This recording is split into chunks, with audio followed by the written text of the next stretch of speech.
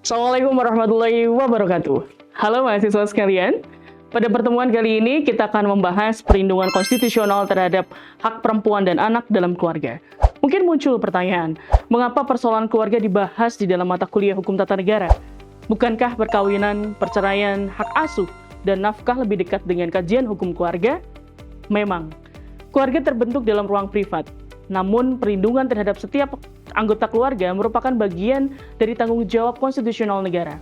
Ketika keluarga terjadi diskriminasi, kekerasan, pemaksaan, atau pengabaian hak perempuan dan anak, persoalannya tidak lagi dipandang sebagai urusan internal keluarga semata. Di titik itulah, hukum tata negara dan hukum keluarga saling bertemu. Kita akan memperdalam hubungan hukum tata negara dan hukum keluarga. Hukum tata negara pada dasarnya mengatur organisasi negara, pembagian kekuasaan, serta hubungan antar negara dan warga negara. Sementara itu, hukum keluarga mengatur hukum yang lahir dari perkawinan, perceraian, keturunan, perwalian, nafkah, dan pengasuhan anak.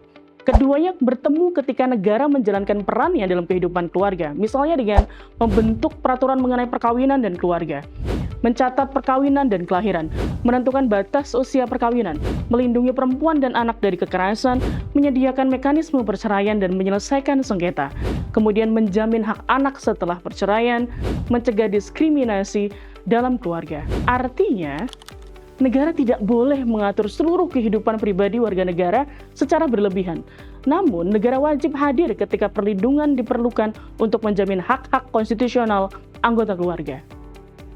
Kita akan masuk ke dalam materi keluarga sebagai hak konstitusional. Jelas tersebut di dalam pasal 28 ayat 1 Undang-Undang Dasar Negara Republik Indonesia tahun 1945 yang menyatakan bahwa setiap orang berhak membentuk keluarga dan melanjutkan keturunan melalui perkawinan yang sah. Ketentuan ini menunjukkan bahwa membentuk keluarga merupakan hak konstitusional. Namun hak tersebut tidak cukup dimaknai hanya sebagai kebebasan untuk menikah. Negara juga harus memastikan bahwa perkawinan berlangsung berdasarkan persetujuan para pihak, memiliki kepastian hukum, menjunjung kesetaraan, melindungi pihak yang rentan, dan menghormati martabat manusia. Karena itu, kebijakan mengenai perkawinan perlu dinilai bukan hanya dari tujuannya, kita juga harus melihat dampaknya. Apakah kebijakan tersebut benar-benar melindungi keluarga, atau justru menciptakan diskriminasi dan kerentanan yang baru?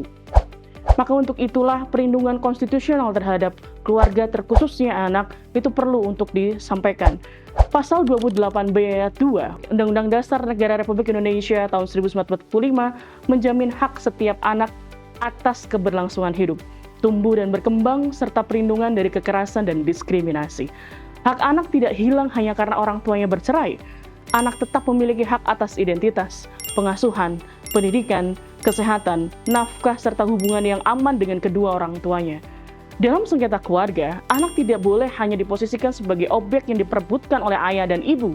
Anak adalah subjek hukum yang mempunyai hak dan kepentingannya sendiri. Oleh sebab itu, keputusan mengenai hak asuh anak, nafkah, maupun perwalian harus berorientasi pada prinsip kepentingan terbaik bagi anak, bukan semata-mata keinginan orang tua. Selanjutnya, hak perempuan di dalam keluarga. Undang-Undang Dasar Negara Republik Indonesia memang tidak memuat hak perempuan dalam satu pasal khusus, namun konstitusi menjamin kesetaraan dan perlindungan hukum bagi setiap orang.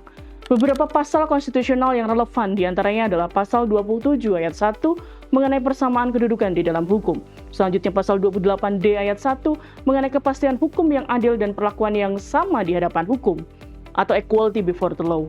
Pasal 28G ayat 1 mengenai perlindungan diri dan rasa aman, pasal 28H ayat 2 mengenai kemudahan dan perlakuan khusus untuk mencapai persamaan dan keadilan. Pasal 28I ayat 2 mengenai hak untuk bebas dari perlakuan diskriminasi. Dalam konteks keluarga, jaminan tersebut berkaitan dengan pelindungan dari kekerasan dalam rumah tangga, pemaksaan perkawinan, perkawinan anak, pengabaian nafkah, ketimpangan akses terhadap harta bersama, beban pengasuhan yang tidak seimbang, hingga kesulitan perempuan memperoleh keadilan pasca perceraian. Kesetaraan tidak selalu berarti menghapus seluruh perbedaan peran dalam keluarga. Kesetaraan berarti bahwa perbedaan tidak boleh dijadikan alasan untuk merendahkan, mendiskriminasi, atau menghilangkan hak seseorang.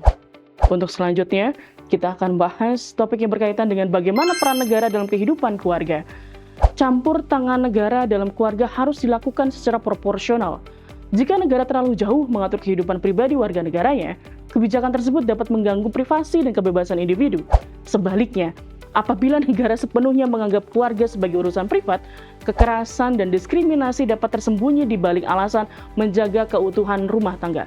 Dalam konteks ini, negara memiliki setidaknya 4 kewajiban, yaitu menghormati, yaitu tidak membuat kebijakan yang melanggar hak anggota keluarga.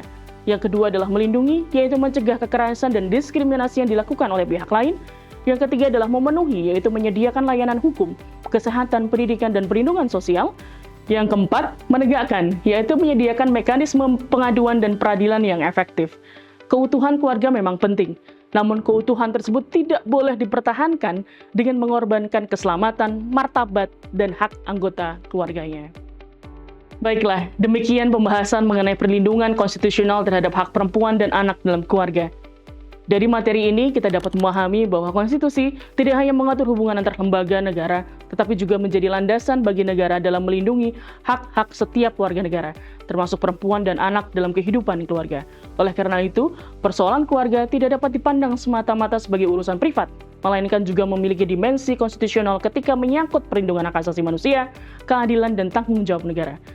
Sebagai calon sarjana hukum, saya berharap teman-teman, saudara semuanya tidak hanya mampu menghafal ketentuan peraturan perundang-undangan, tetapi juga mampu menganalisis berbagai persoalan keluarga dengan perspektif konstitusi. Setiap kebijakan maupun penyelesaian sengketa keluarga perlu selalu diuji dengan pertanyaan mendasar, apakah hak-hak konstitusional setiap anggota keluarga telah terlindungi?